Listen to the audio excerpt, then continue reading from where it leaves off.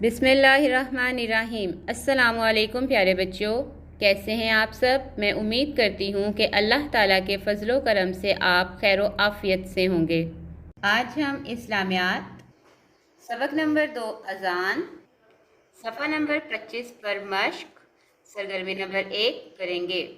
सरगर्मी नंबर 1, दुरुस्त लफ्ज़ के गिर्द दायरा लगाएं और खाली जगह पुर करें।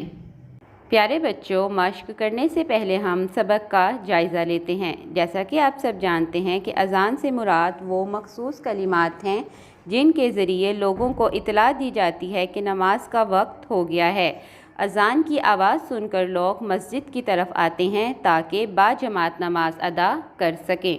प्यारे बच्चों, अज़ान देने वाले को मुअज़्ज़िन कहा जाता है और दीन इस्लाम के पहले मुअज़्ज़िन का नाम हज़रत बिलाल रज़ियल्लाहु ताला अन्हु है।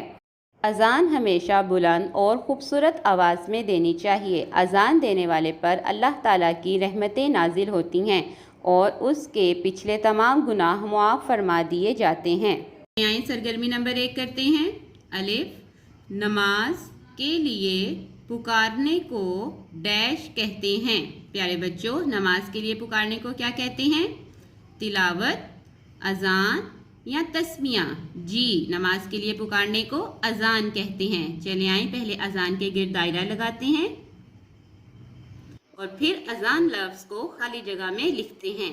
अलिफ, ज़ाल, अलिफ, नून, अज़ान। नेक्स्ट, बे। अज़ान सुनकर लोग डैश के लिए मस्जिद आते हैं। प्यारे बच्चों, अज़ान सुनकर लोग किस लिए मस्जिद आते हैं? नमाज, रोज़ा या हज? जी, नमाज के लिए मस्जिद आते हैं। चले आए, नमाज के गिर्द दायरा लगाते हैं और फिर लफ्ज़ नमाज को खाली जगह में लिखते हैं। नून, मीम, अलिफ, मा, जे, नमाज। Next, gym. अज़ान डैश आवाज़ में देनी चाहिए। प्यारे बच्चों, अज़ान कैसी आवाज़ में देनी चाहिए? आहिस्ता, बुलंद या बहुत आहिस्ता? जी, अज़ान हमेशा बुलंद आवाज़ में देनी चाहिए। चले आए, बुलंद के गिर्द दायरा लगाते हैं और बुलंद लफ्ज़ को खाली जगह में लिखते हैं। बे, लाम, नून, दाल, बुलंद। चले आए, एक बार दोहराते हैं। अलिफ, नमाज के लिए पुकारने को डैश कहते हैं। अज़ान।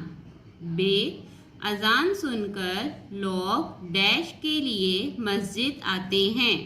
नमाज। जीम, अज़ान डैश आवाज़ में देनी चाहिए, बुलंद। प्यारे बच्चों, आज के लिए बस इतना ही। अल्लाह हाफिज़।